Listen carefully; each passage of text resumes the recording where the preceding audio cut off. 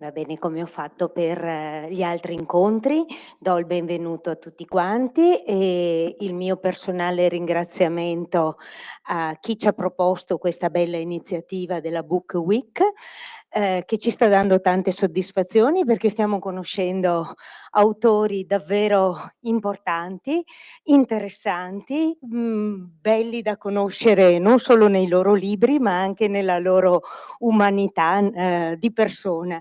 Quindi grazie a voi anche che avete partecipato, che state partecipando e vi auguro davvero che sia un'occasione di approfondimento di non solo letteratura, ma anche problemi della quotidianità, aspetti scientifici, e tutto quello che riguarda anche noi e il nostro futuro. Grazie. Grazie al sindaco di Trebaseleghe, buon pomeriggio a tutte e tutti e grazie, parto subito con un ringraziamento per il nostro autore Piero Martin che ha accolto il nostro invito e un ringraziamento anche a voi che in questo pomeriggio di tardo inverno, che è primavera ormai, avete deciso di venire qui alla Book Week di Trebaseleghe.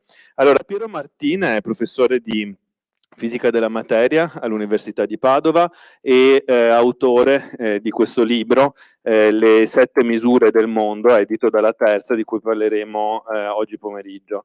È un libro di divulgazione scientifica, di storia della scienza, ma come vedremo è un libro che poi racconta delle storie che si intrecciano con la storia che tutti noi conosciamo. Non faccio spoiler adesso, vedremo nel corso del pomeriggio.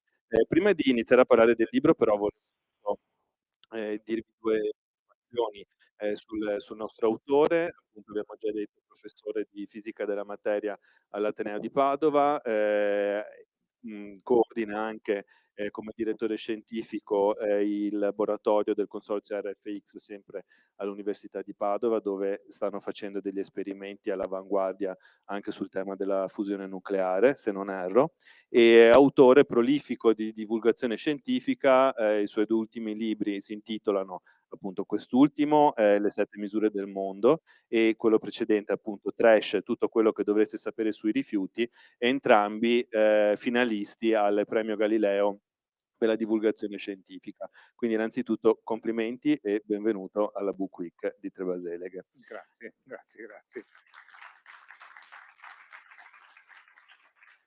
Allora, lascerei subito a... Possiamo darci del tu intanto? Direi sì, proprio di sì. Lascerei subito a Piero, insomma, spiegarci perché scrivere un libro sulle misure e sulla volontà dell'uomo di misurare. Una cosa proprio, adesso siamo reduci da un ottimo pranzo qui a Trebaseleghe, ma lungo la strada mi raccontavi che quello che per noi è una lingua ormai quasi universale, insomma le misure, i metri, i secondi, i chilogrammi e così via, in realtà sono dei sistemi che è da qualche decennio che sono di fatto in vigore e che proprio un ruolo importante hanno avuto il sistema delle cooperative a livello locale per far cambiare la mentalità delle persone che erano abituate su altri sistemi di misura. Quindi un modo di vedere e di descrivere il mondo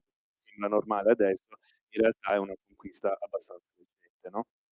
Sì, allora se mi permetti, vorrei cioè alla domanda che mi poni su perché scrivere un libro, vorrei dare 2 tipi di risposte. La prima, che è quella più importante e quella che probabilmente ChatGPT, come si diceva prima, non darebbe mai, ed è per, rincontrare delle persone che mi sono molto vicine. In maniera totalmente, devo dire, casuale, mi ritrovo qui insieme a 2 compagni del liceo, uno dei quali stamattina è stato anche, vostro ospite, e un altro che è venuto apposta, nonché caro amico, ad ascoltarmi, e poi anche la persona che ha cercato in tutti i modi di farmi deviare dalla carriera insomma, di scrittore dilettante per proiettarmi a causa della mia altezza in una carriera professionistica nel basket, che è stato il mio ex allenatore che è seduto qui, e nei tempi giovanili lui era un eccellente allenatore, io purtroppo ero un terrificante giocatore,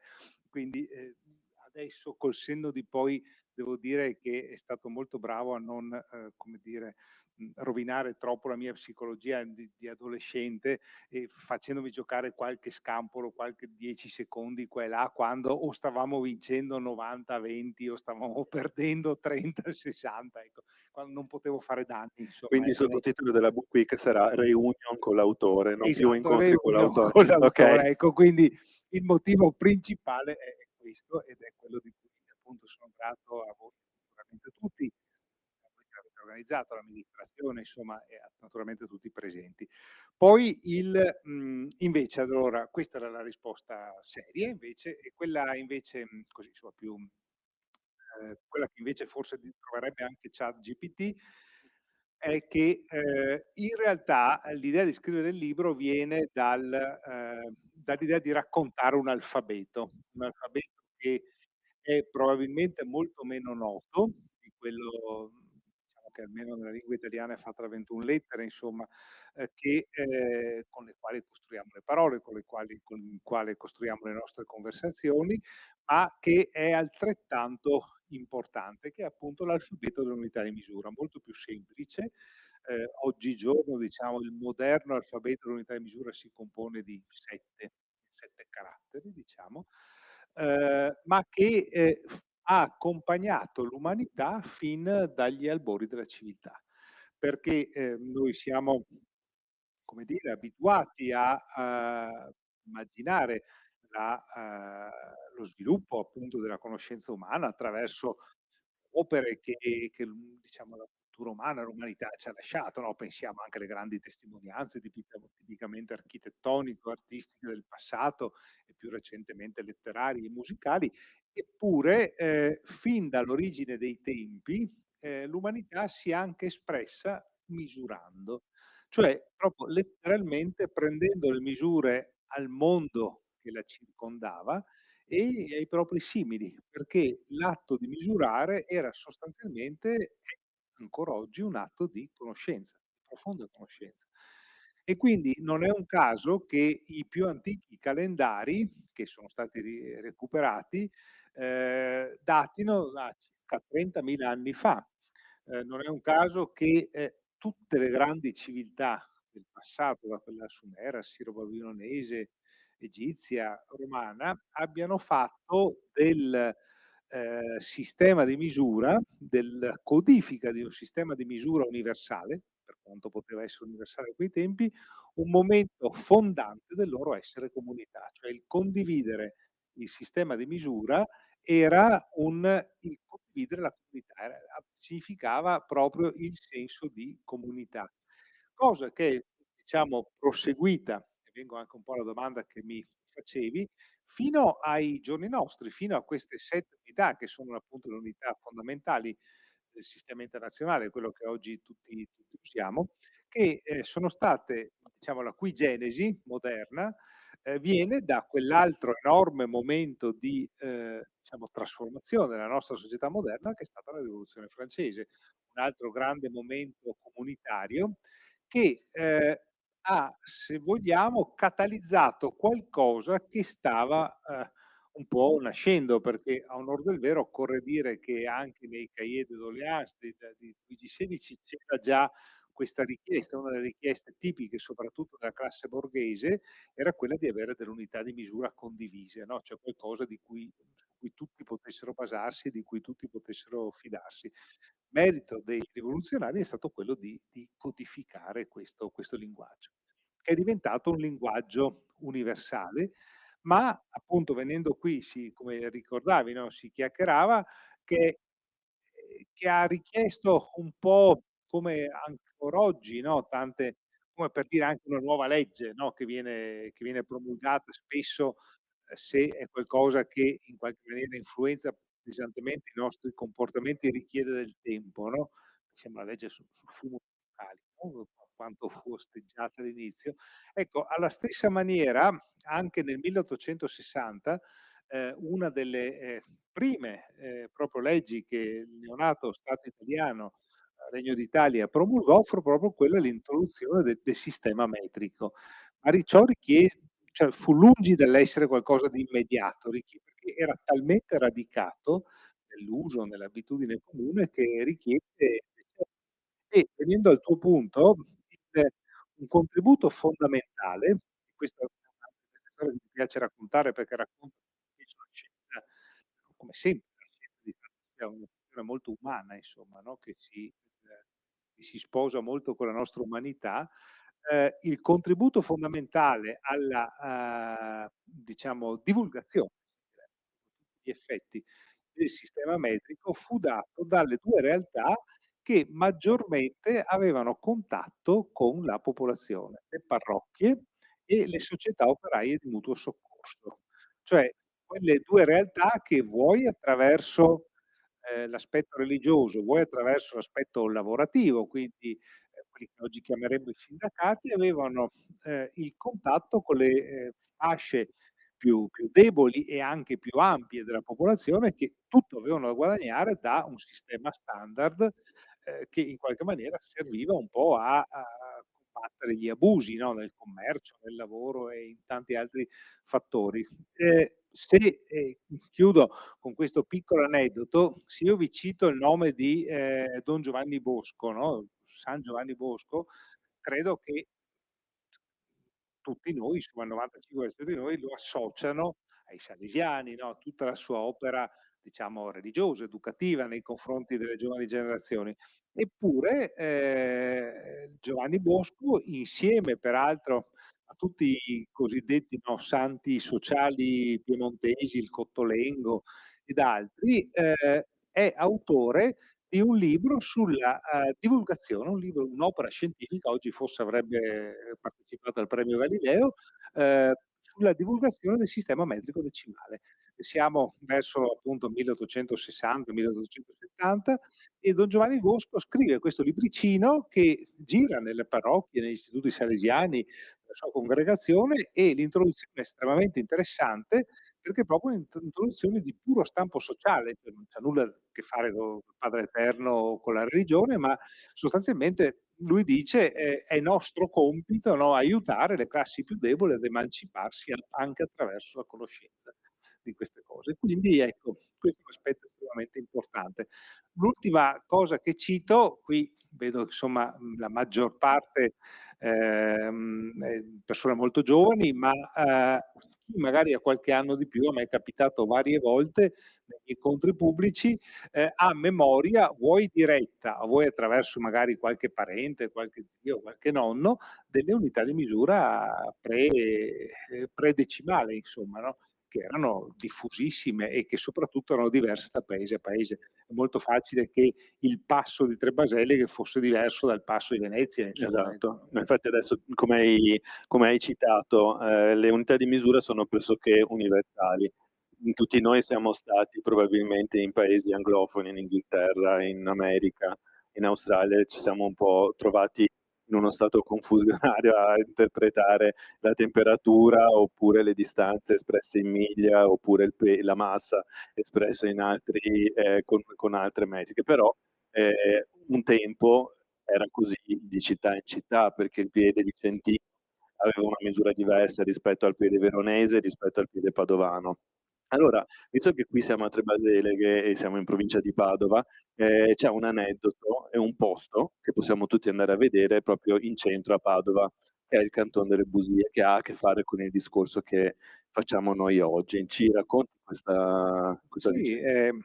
allora il punto di partenza è proprio quello che citavi, no? Cioè fino all'epoca pre-sistema metrico si era passati, diciamo, l'evoluzione del sistema di misure ha avuto questo grande flusso, questa grande tendenza verso, almeno nel mondo occidentale, verso la standardizzazione fino all'impero romano sostanzialmente, no? Che fece del sistema di misura uno dei fondamenti del potere, anche proprio del potere politico. Un cenno per tutti, no? Eh, il miglio romano, 1400 e rotti metri, quasi 1500, deriva da milia passum, no? Sono 1000 passi. Allora, già qui c'è un piccolo come dire, quiz che vi pongo, perché se provate mentalmente a misurare un vostro passo e lo moltiplicate per 1000, vi chiederete se gli antichi romani erano vatussi, no? Cioè se avevano un passo enormemente grande, perché 1000 passi romani fanno 1500 metri, il che vuol dire che un passo romano fa 1,5 metri. Vi posso garantire che per quanto siate alti, il vostro passo difficilmente supera gli 80 centimetri. E allora vi potreste chiedere come mai, insomma, i romani dopo Mari, vediamo alla fine eventualmente, per chi non lo sapesse, il segreto. Comunque, dicevo, tornando a questo, le miglia romane, che prendo un po' come sorta di archetipo, insomma, del sistema di misura romano, erano un enorme sistema di potere. Pensate che questa rete stradale romana, che appunto, no, era così nota, che arrivava fino ai più remoti confini dell'impero, ogni miglio aveva una famosa pietra miliare, no? Che aveva due numerazioni, aveva due numeri tipicamente. Il primo rappresentava la distanza dal capoluogo più vicino, che era quello di uso pratico, cioè il viandante doveva sapere quanto gli mancava per arrivare all'accampamento, alla città più vicina, insomma, dove avrebbe potuto trovare ricovero. Il secondo numero rappresentava la distanza da Roma. Ne è stata trovata una anche in Francia, molto ai confini fra Francia e Spagna, con una distanza che è diciamo, la pietra miliare con la maggior distanza da Roma mai ritrovata, adesso vado a memoria, era oltre 1000 miglia, adesso non ricordo il numero esatto.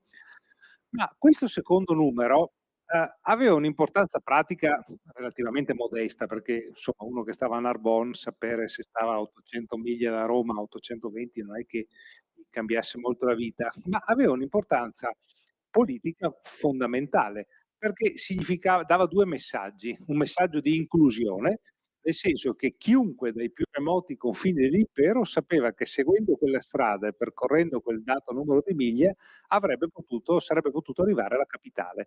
Cioè la capitale era di tutti, no? Tutti potevano arrivare a Roma, tutte le strade portano a Roma, no? Si dice. Ma aveva anche il significato opposto. Ricordava alle popolazioni locali che se avessero osato ribellarsi al potere centrale, da quelle strade sarebbero arrivati gli eserciti romani che sapevano esattamente quante miglia servivano per arrivare fino a lì. Quindi diciamo, la sto prendendo un po' lunga, ma questo sistema era un sistema, diciamo, che, come raccontavo, con le grandi civiltà, ha avuto uno sviluppo appunto, di tessuto sociale, il sistema di misure condivise, fino all'epoca romana. Poi, in quelli che vengono, a torto o a ragione, insomma, non sono certo io lo storico da poterlo dire, ma comunque definiti secoli bui nel Medioevo, questo afflato, diciamo, unitario delle misure viene perso. Ci ha provato Carlo Magno, ci prova la Magna Carta, diciamo, ogni personaggio che cerca di avere una visione un po' più ampia prova, no? Cioè non è un caso, a uniformare il sistema di misure, ma non gli funziona. E si arriva quindi a questa, usando un termine moderno, al sovranismo metrico, cioè praticamente ogni paese, ma letteralmente ogni paese, si crea le sue unità di misura, che magari differiscono di poco, quelli tre Baseliche probabilmente erano non tanto diverse da quelli di Zelarino, da quelli di Venezia, ma quel che bastava per poter dare adito a una serie di imbrogli, di complicazioni, erano davvero enormi, no? Se qualcuno è incuriosito, se andate, ci sono anche le edizioni cartacee, insomma, su libri che si trovano anche su eBay con cifre relativamente modeste, ma è tutto standardizzato, insomma, anzi scandito in internet. Ci sono questi testi che si chiamano, cercate antiche unità di misura di tre Baseliche e troverete queste tavole di conversione che furono pubblicate nella seconda metà dell'Ottocento, in cui per tutta Italia venivano date conversioni fra il sistema metrico e le antiche unità di misura e vi accorgerete di quante ce n'erano, no? Allora, dopo aver fatto questa lunga diversione, arriviamo a Padova.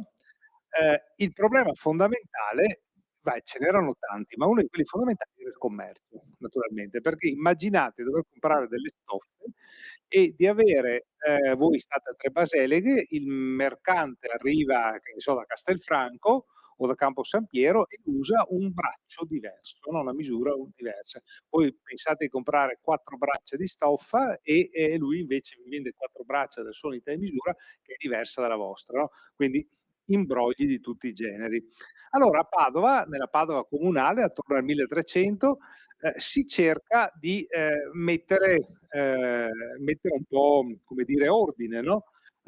Oggi il sindaco direbbe ci sono i vigili urbani, all'epoca c'era questa lapide che c'è appunto nel Canton de Bugie, che praticamente è quell'arco che separa Piazza delle Erbe da Piazza della Frutta a Padova, e se osservate bene, diciamo, il luogo oggigiorno è abbastanza famoso per un baracchino che vende folpetti, no? Ma È proprio lì è comunque. proprio lì, Esatto. esattamente, e vabbè, o tempora o mori, una volta, cioè, adesso i folpetti, ma diciamo che se vi lasciate un attimo alle spalle il folpetto, guardate sul muro, c'è questa lapide che riporta incise alcune unità di misura dell'epoca, quindi il coppo, cioè la tegola, il quarel, il mattone, il brasso, no? Il braccio e così via, servivano per dirimere questioni fra venditori e acquirenti.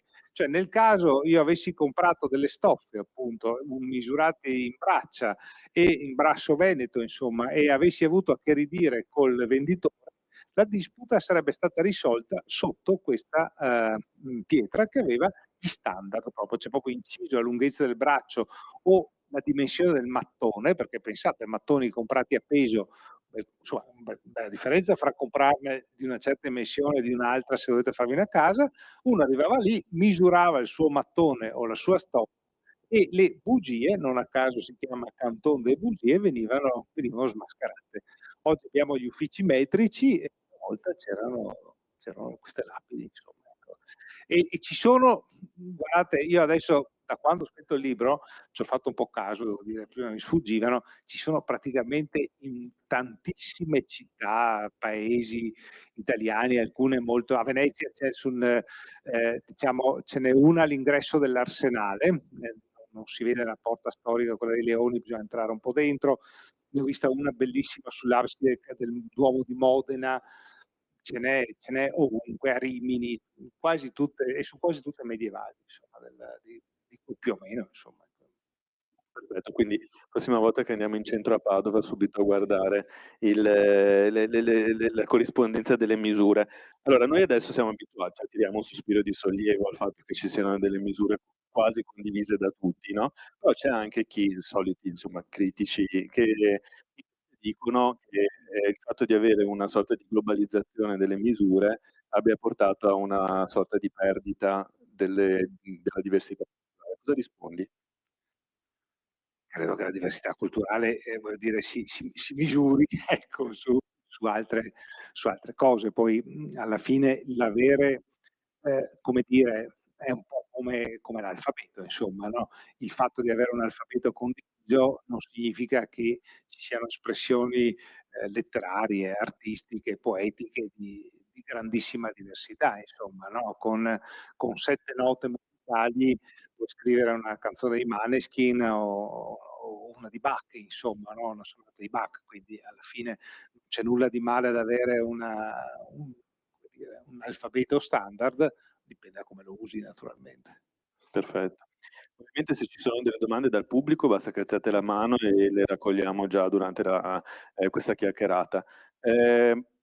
Alcune cose, perché uno può pensare un libro che racconta la storia delle misure, la storia della scienza sia una cosa appunto di impronta scientifica, ma ci sono anche molti riferimenti anche proprio pop. Quindi tu apri il libro parlando dei Beatles e poi ad un certo punto parli di Superman.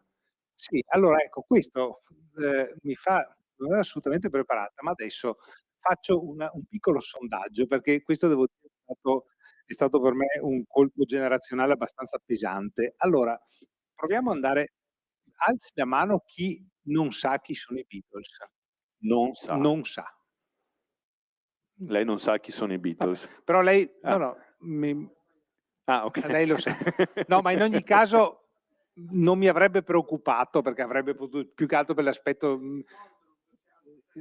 Sì, sì, no, infatti no, ecco, non volevo commentare sulla sua età, lei sarà senz'altro più giovane di me, ma il punto che volevo fare era relativamente. Allora, qualche mese fa mi trovo, perché questo all'Università a Viterbo, all'Università della Tuscia, c'è un festival scientifico, mi hanno chiamato a parlare del libro, molto divertente, una sala tipo questa, però era mattina e c'erano 6, 7, tanti, insomma, era piena, classi del liceo, dei licei locali. Insomma, 200, quindi 250, insomma. 15, 18 anni, Sì, insomma. ragazzini, insomma, fra i 15, 17, 18.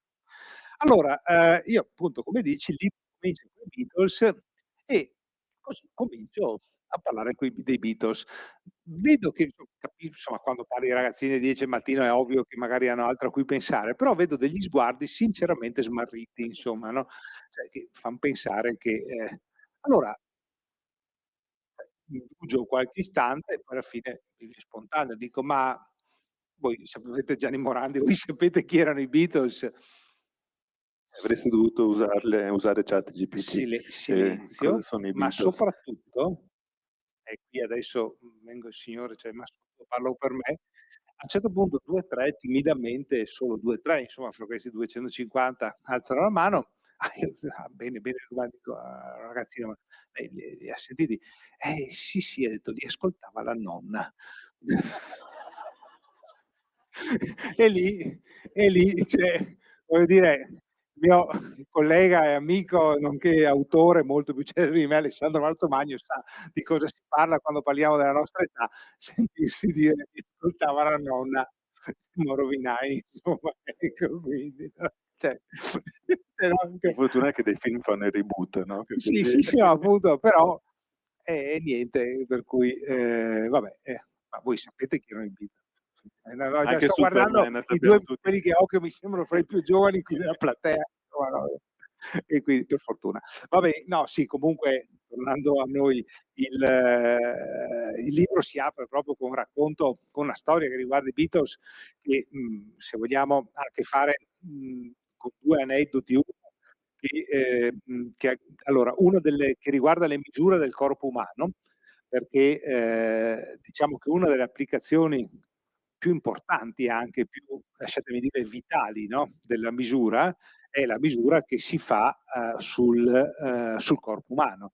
E diciamo la nostra salute dipende, in buona parte, nella medicina moderna, sulla conoscenza attraverso misure del corpo umano. Insomma, sto guardando davanti a me Tino, che è stato, per decenni una colonna della sanità veneziana, a cui tutti dobbiamo un sacco proprio in termini di misure, perché, è proprio attraverso una conoscenza delle proprietà del corpo umano, pensiamo a quello che è successo durante il Covid, no, l'importanza che ha avuto per esempio la misura della temperatura, qualcosa a cui eravamo totalmente, no, una volta la febbre si misurava quando era l'influenza, è diventato qualcosa che anche all'entrata degli uffici postali, insomma, no, veniva misurata.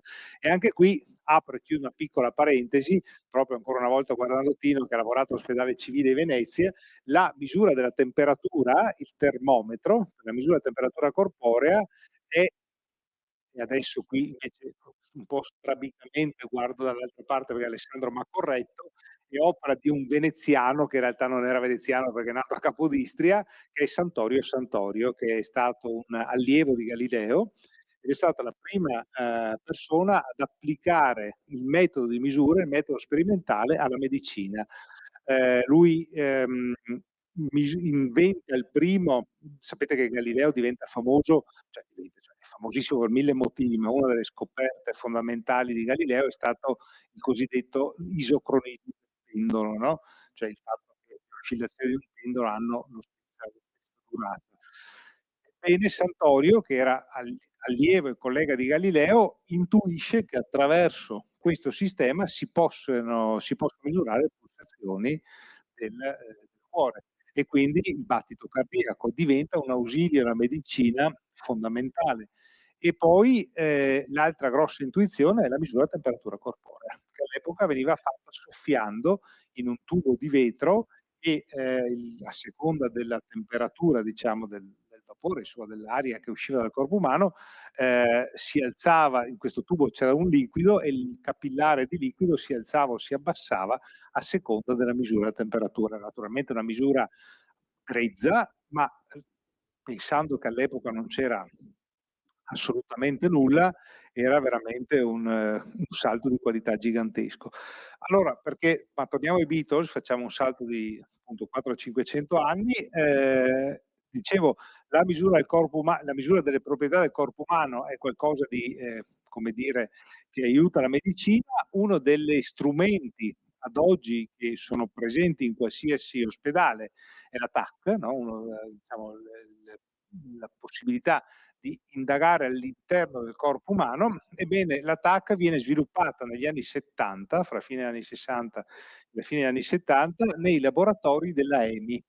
Che, probabilmente chi ha appunto i capelli grigi ricorda come l'etichetta dei Beatles, no? Che divenne famosa e ricca pubblicando i dischi dei Beatles.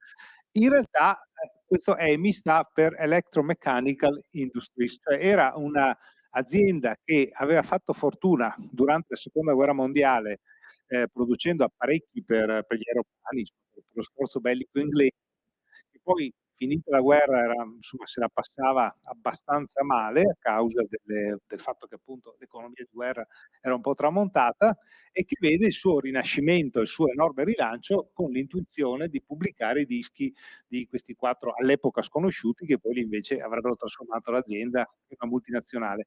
Ma l'aspetto curioso è che quando accadeva questo, cioè quando pubblicavano i dischi di Beatles, ancora erano un'industria che faceva ricerca e sviluppo, si direbbe oggi, e nei loro laboratori veniva sviluppata la tomografia, cioè fu proprio sviluppata all'interno dei laboratori della EMI da un fisico e un ingegnere che vincono peraltro il premio Nobel per la medicina nel 1979 per lo sviluppo della TAC. E la vulgata, quella che oggi si direbbe una bufala, diceva che questo tipo di ricerche furono possibili grazie ai proventi che la EMI fece sui dischi dei Beatles, cioè grazie a questi enormi introiti furono in grado di finanziare anche questa tipologia di ricerche.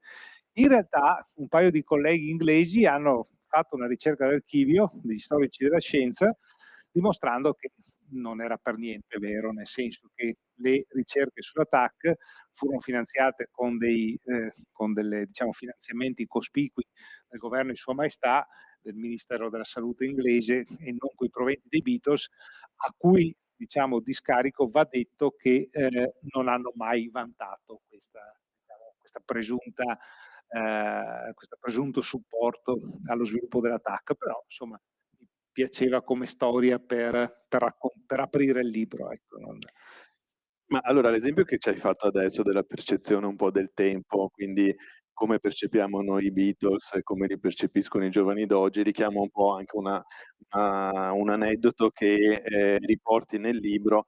Pare che sia stato Einstein a dire, per spiegare la relatività, quando un uomo siede 2 ore in compagnia di una bella ragazza sembra sia passato 1 minuto, ma fatelo sedere su una stufa per 1 minuto e gli sembrerà che siano passate 2 ore. Allora, è possibile misurare, ad esempio, il tempo in maniera univoca? sì, allora devo dire, perché lo scrivo, ma anche questo è sempre un caveat che riporto, ad Einstein è stato attribuito Esatto. di tutto, no? Cioè, compreso andatevi, moltiplicatevi, cioè insomma, i 10 comandamenti, no? Cioè, ovviamente non avrebbe fatto ora a dire tutte queste cose nella sua vita. Ho cercato, ho cercato di fare un'indagine, dai commentatori più autorevoli viene ritenuta plausibile, ma come scrivo nel libro a tutti gli effetti, diciamo, non c'è una documentazione scritta che l'abbia detto davvero. Comunque, insomma, assumiamo che ciò sia così.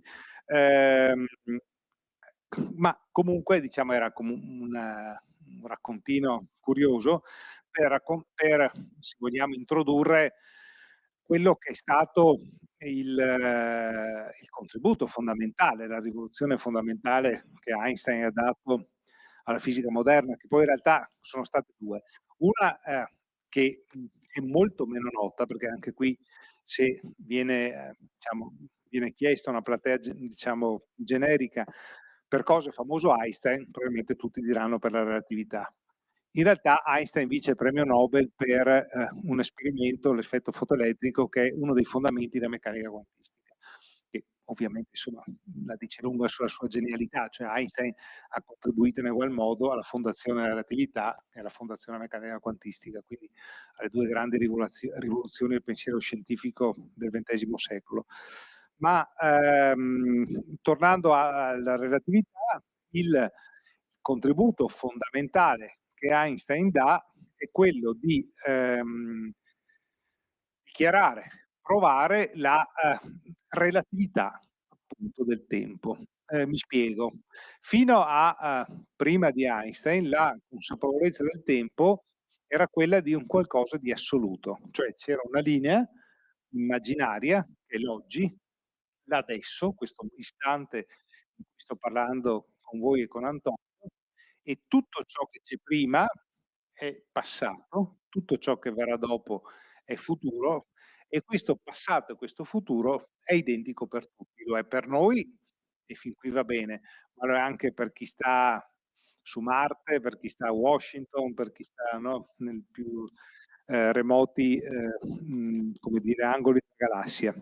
In realtà questa concezione viene rivoluzionata da Einstein, che fa perdere, se vogliamo, un po' la nobiltà o questo concetto di assolutezza all'idea di tempo, dimostrando che in realtà, per esempio, il tempo scorre diversamente a seconda della velocità con cui ci si muove, il tempo scorre diversamente a seconda della quota. E queste non sono solo concezioni teoriche. I miei colleghi di Torino hanno portato due orologi identici, uno all'Istituto Metrico a Torino, a circa 600 metri, e l'uno l'hanno portato su al Frejus a 2008, circa 3000 metri, e due orologi atomici, quindi estremamente precisi, e hanno dimostrato come il tempo scorresse diversamente a seconda dell'altezza, come proprio previsto. E anche 2 chilometri circa di differenza fanno una differenza, come previsto da Einstein. Quindi Einstein ha questo grossissimo ruolo di rendere proprio relativo lo scorrere del tempo, no? Cioè di dimostrare che il tempo non è più una grandezza assoluta. E questo è un aspetto estremamente, se volete, rivoluzionario, no? E che io trovo anche, di nuovo, sono veneziano, no? Quindi, o meglio, non sono veneziano, abito a Venezia per la precisione, trovo, come dire, ben raffigurato in un luogo che è il Campanile di San Marco, perché probabilmente molti di voi sanno che in cima al Campanile di San Marco, se ci siete mai stati, nella loggia c'è una lapide che ricorda quando Galileo illustrò al Doge il cannocchiale, no? Che è stata questa grande scoperta, questa grande invenzione che lui fa, che gli valse peraltro, si direbbe oggi, la cattedra e un cospicuo aumento di stipendio. Ma sotto il campanile passò circa poco meno di 300 anni dopo Albert Einstein, un giovane Albert Einstein che venne in gita a Venezia, il papà lavorava a Milano col papà, e scrisse una cartolina a caso, una cartolina che è stata battuta all'asta da Christie's a Londra per una cifra strepitosa, in cui c'è proprio questa immagine del campanile, appunto, della salute, la classica cartolina di Piazza San Marco, in cui il giovane Albert scrive alla mamma dicendo: ah, che bella questa cosa. A me è sempre piaciuta questa idea, no, di questi due, come dire, di questi due pilastri della fisica moderna, no, che idealmente si incontrano e con i loro concetti di tempo così diversi, no, sotto il campanile di San Marco. Sono le 15:47, Sì. quindi poi ci avviamo alle vostre domande, però secondo alcuni scienziati, notizie proprio dell'altro giorno, in realtà saremo a 90 secondi dalla mezzanotte, giusto? Allora, questo riferimento ai 90 secondi della mezzanotte è alla mezzanotte secondo l'orologio dell'Apocalisse. Sì. Ci racconti che cosa Sì, è una parentesi un po' Sì, è seria questa. una parentesi un po' seria, ma ahimè estremamente attuale. Questo cosiddetto orologio dell'Apocalisse è un orologio figurato che venne istituito dal quella che viene chiamata Union of Concerned Scientists, cioè dei scienziati preoccupati, insomma, traduzione un po' letterale, che erano un gruppo di scienziati americani che nell'immediato secondo dopoguerra sono estremamente preoccupati a proposito del grande come dire, escalation nucleare che le bombe di Hiroshima e Nagasaki avevano comportato. E quindi in qualche maniera promuovono nel 1947, se non ricordo male, un bollettino, cioè una specie di rivista annuale, nella quale ogni anno viene fatto il punto, dal punto di vista appunto strettamente scientifico, dello stato del pianeta in termini di sicurezza per diciamo l'umanità, cioè per la sicurezza nel senso di salvaguardia dell'umanità, del rischio di estinzione, che naturalmente all'epoca veniva identificato con le bombe atomiche, no? Perché ovviamente nel secondo dopoguerra per la prima volta, forse ancora oggi, l'umanità con un suo gesto consapevole, cioè la progettazione delle bombe nucleari, diventa in grado di distruggere se stessa, no? Che è una cosa non solo figurata, ma assolutamente letterale. E quindi loro identificano la mezzanotte come l'Apocalisse, il momento in cui l'umanità si distrugge, e identificano ogni anno quanti minuti, quanto tempo manca a questa mezzanotte, dicendo che più siamo vicini a questa mezzanotte, più nel mondo stanno crescendo i rischi all'epoca per le bombe atomiche. Nel 1947 questo intervallo viene arbitrariamente definito a 7 minuti. Se andate a vedere non abbiamo immagini, ma lo trovate facilmente su Wikipedia, ogni anno a gennaio viene rettificato, viene dato questo numero, aggiornato sulla situazione geopolitica dell'anno in corso. E ha avuto molte fluttuazioni, ha avuto diciamo si è allontanato dalla mezzanotte verso la fine degli anni 90, quando sembrava che il mondo stesse diventando un luogo abbastanza pacifico, erano stati firmati i trattati sulle riduzioni delle armi nucleari. Dagli inizi degli anni 2000 purtroppo questo diciamo, intervallo che ci separa da mezzanotte è andato via via calando e negli ultimi anni, oltre al rischio nucleare, sono stati inseriti anche rischi legati alla salute pubblica, legati appunto, guarda caso, alle pandemie che poi sono verificati, alle tecnologie, tecnologie cibernetiche o cose che potrebbero mettere proprio a rischio la nostra stessa esistenza. E la notizia a cui tu ti riferivi è che nel gennaio 2023, qualche settimana fa, questo orologio per il 2023 è stato come dire, posizionato a 90 secondi, cioè rispetto ai 70 minuti. E questo soprattutto naturalmente a causa della guerra in Ucraina che ci ha diciamo, purtroppo terribilmente avvicinato a quello che potrebbe essere un rischio di escalation nucleare. Questo naturalmente non è il tema di oggi, si potrebbe parlarne a lungo, tra l'altro un po' per lavoro, un po' per anche interesse personale ho approfondito questi temi. Va detto che effettivamente il rischio a cui siamo arrivati è purtroppo estremamente drammatico perché per una serie di motivi, ma ne cito due che sono estremamente secondo me attuali. Da un lato ormai soprattutto nel mondo russo l'estrema portabilità di questi ordigni. Ormai adesso per fortuna sono stati dismessi, ma pensate che esisteva una bomba atomica che poteva essere lanciata da un lanciarazzi portato a spalla da un soldato, ecco, per capirci. Oggi un incrociatore, insomma, tipo quelli che sono alla fonda del Mar Nero, può portare un insieme di razzi che facilmente, no, portano ciascuno svariate testate nucleari. Quindi qualcosa che in qualche maniera non è più neanche legato a questi immaginario, no, dei silos che si aprono, di qualcosa che attraversa l'oceano, no, e va a colpire gli Stati Uniti o viceversa l'Unione Sovietica, ma qualcosa di purtroppo molto più utilizzabile, diciamo, no? Quasi che viaggia su camion, su un treno, insomma, no? Questo è il primo aspetto. E l'altro aspetto, il secondo aspetto, probabilmente più psicologico, senza dubbio meno strategico, ma a mio giudizio altrettanto importante, è che si è persa memoria, cioè i generali, i militari, ma anche i politici, no? Che hanno vissuto la seconda guerra mondiale, hanno vissuto Hiroshima e Nagasaki, hanno capito cos'era e hanno capito cos'era l'arsenale atomico dell'epoca, insomma, no? Che era in grado di distruggere il pianeta nel giro di pochi istanti. Ormai sono morti, insomma, no? Sono in pensione per motivi puramente anagrafici.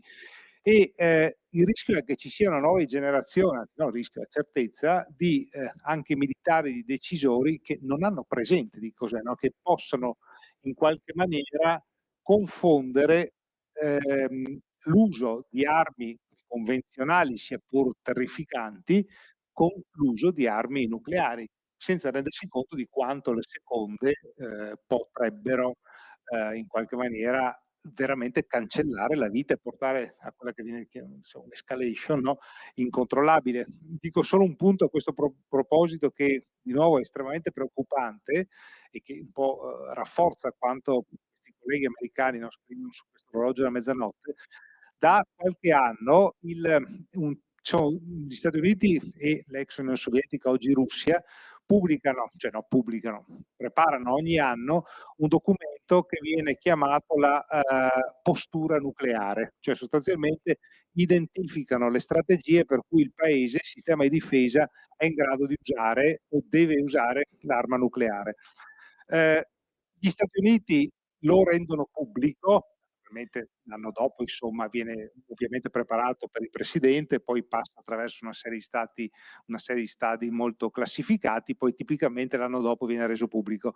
Quello russo è stato reso pubblico solo da un paio d'anni a questa parte. Si trova, insomma, se avete un po' di pazienza di navigare, prima troverete l'edizione russa nel sito del Cremlino, poi in qualche maniera si trova anche qualche traduzione.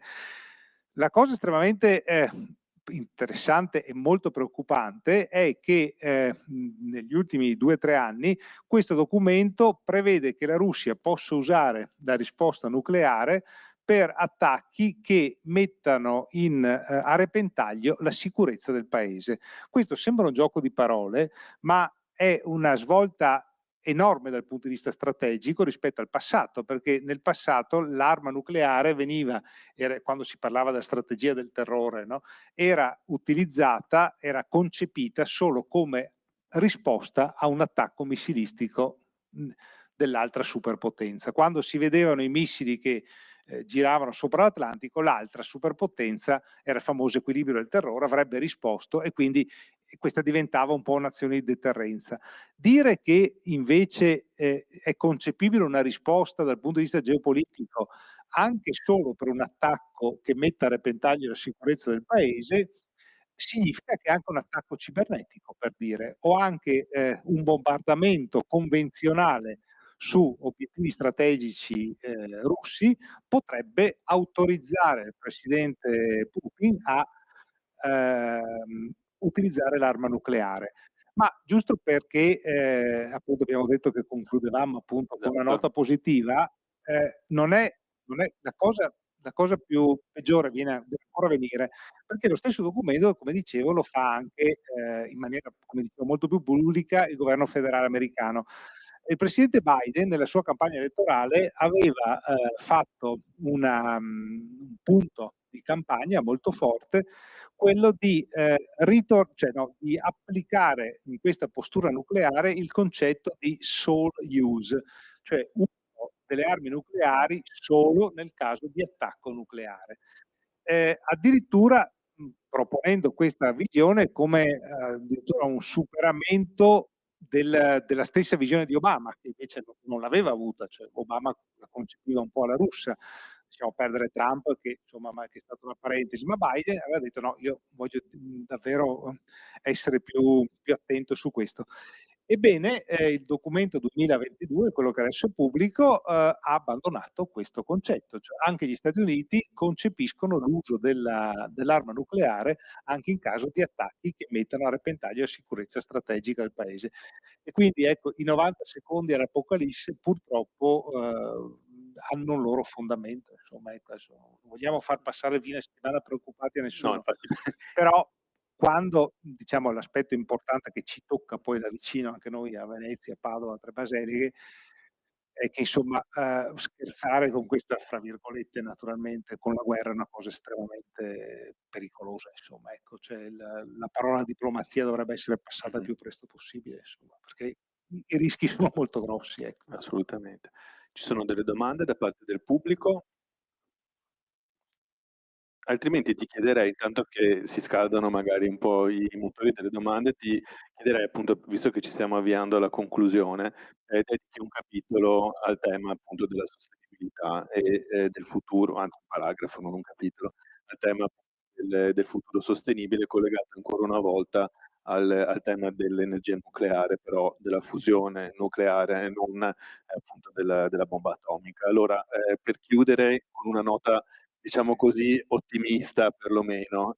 Ci spieghi un po' a che punto siamo e, non solo in un'ottica appunto di, fabbisogno energetico, ma anche di riscaldamento globale, insomma un po' la soluzione che potrebbe, risolvere tutta una serie di problemi. Sì, stavo per commentare che in realtà forse fra la ma non dico la maggior parte, sono una parte significativa delle testate tattiche della NATO stanno qui a 100 chilometri, parrebbe, ovviamente non è dato per sicuro, ma insomma, no, quindi le abbiamo abbastanza Sì, vicine esatto. incidentalmente, che son quelle che si caricano sugli aerei peraltro. Ma invece tornando alla tua domanda è, sì, il punto fondamentale, se vogliamo ritorna a questo oggettivo nucleare, no, lasciamelo prendere da questo punto di vista, che oggi è diciamo è uno degli aggettivi più sfortunati credo del dizionario italiano, perché ovviamente, ha una connotazione estremamente negativa, in buona parte proprio perché è associato alla parte diciamo militare. In realtà, come dicevo, la medicina nucleare prima, salva quotidianamente vite, no, in un ospedale c'è un reparto di medicina nucleare, l'attacco è uno strumento che usa principi nucleari.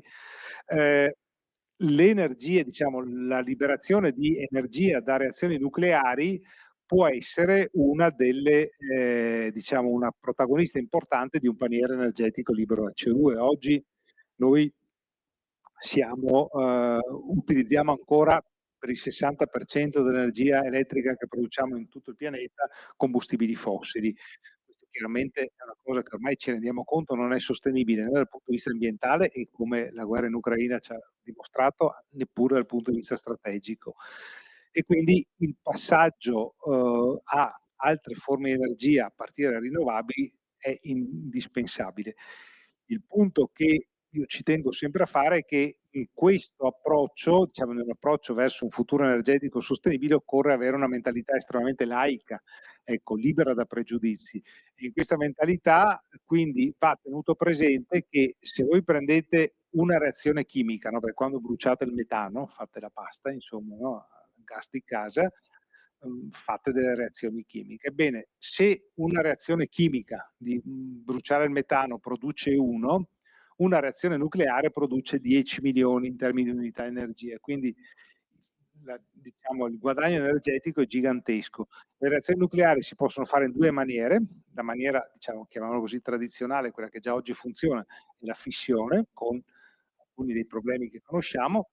L'altra, maniera, che è quella che appunto stiamo studiando, è la fusione, Il che sole. esatto, che è il processo che avviene nel Sole, è il processo diametralmente opposto, in cui, 2 nuclei leggeri di idrogeno si fondono e liberano energia. È un processo libero da scorie, sicuro, con combustibili insomma sostanzialmente molto, molto, disponibili, e quindi la speranza di poterci arrivare presto. Ultimissima domanda. Con le tecnologie indossabili, praticamente noi siamo in grado di misurare tutto. Sì. Google Maps ci dice quanti minuti e metri mancano alla nostra destinazione, leggiamo spessissimo di persone salvate non posso fare pubblicità, ma da orologi che detectano attacchi di cuore in diretta, quindi che stanno misurando l'andamento del nostro, diciamo così, della nostra fisiologia. E tu concludi il libro dicendo non è proprio tutto misurabile, no? Che cosa rimane da misurare e quali sono le prossime sfide? Sì, non è tutto misurabile e non tutto deve essere misurato. Cioè, questo è il punto fondamentale. Allora, tutte le applicazioni di cui hai parlato sono importanti, io non sono assolutamente un teorico della decrescita felice, anzi, insomma, no, tutto quello che ci porta a vivere meglio sfruttando la scienza e la tecnologia, ben venga naturalmente. Il punto fondamentale che faccio nel libro è che però non tutto può e deve essere misurato, nel senso che innanzitutto dietro a qualsiasi misura non può mai scomparire l'umanità, no? Che la interpreta.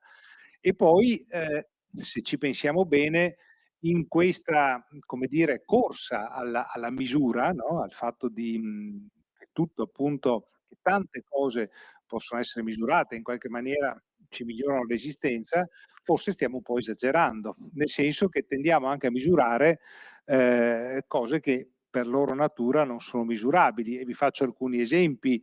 Per esempio la qualità del sistema sanitario, no? Cioè, tante volte chi ha occasione di parlare con medici, con operatori sanitari sa, no? Quanto il sistema sanitario oggi magari premi di più la quantità, magari più della qualità, la quantità di prestazioni. Le cosiddette, questo è un termine che io detesto, ma si usa tantissimo, compresa la mia università, le performance, no? Oggi si parla di performance, le prestazioni, no? Per cui facciamo le griglie, per cui o sei al di sopra o sei al di sotto di una tale livello di prestazioni, e questo poi può diventare anche un'occasione per lasciarti dentro o fuori dal sistema, perché se magari non sei al di sopra di un certo livello di performance ti metto da parte. E lo stesso sia anche per i ragazzini a scuola, no? Un utilizzo eccessivo della metrica, no? Del dividere, diciamo di classificare i ragazzini sulla base dei risultati scolastici. Abbiamo detto dei lavoratori, ma pensiamo agli anziani anche, no? A chi poi magari viene classificato per le sue prestazioni o per le sue capacità mentali o cognitive, perdendo di vista magari tante altre cose che può dare e che magari su alcuni aspetti invece non è più in grado di dare. A dire che occorre insomma estrema attenzione, cioè l'essere umano per fortuna non è fatto solo di cose misurabili, è fatto anche di potenzialità, di immaginazione, di creatività, tante cose che assolutamente non possono essere oggetto di misura, insomma, quindi occorre prestare molta attenzione. Bene, ringraziamo Piero Martini, facciamo un bel applauso. Grazie. Vi ricordo le 7 misure del mondo per scoprire la storia e le storie dietro il metro, il secondo, il chilogrammo, il Kelvin, l'ampere, la mole, la candela, e storia della scienza, storia della nostra cultura, anche molto recente. Il libro è in vendita qui all'ingresso e il nostro autore è qui per rispondere alle vostre domande. Io vi ringrazio per la vostra partecipazione, vi ricordo che la Book Week continua, questo pomeriggio alle 18 ci sarà il presidente Luca Zaia a presentare il suo libro, I pessimisti non fanno fortuna, mentre questa sera alle ore 21, sempre qui, Tracy, vincitrice di Masterchef, presenterà Soul Kitchen, le mie ricette per nutrire l'anima. Io vi ringrazio e vi auguro un buon pomeriggio. Grazie mille. Grazie. E grazie ancora a tutti voi per essere stati presenti Piero. e per l'invito. Grazie mille.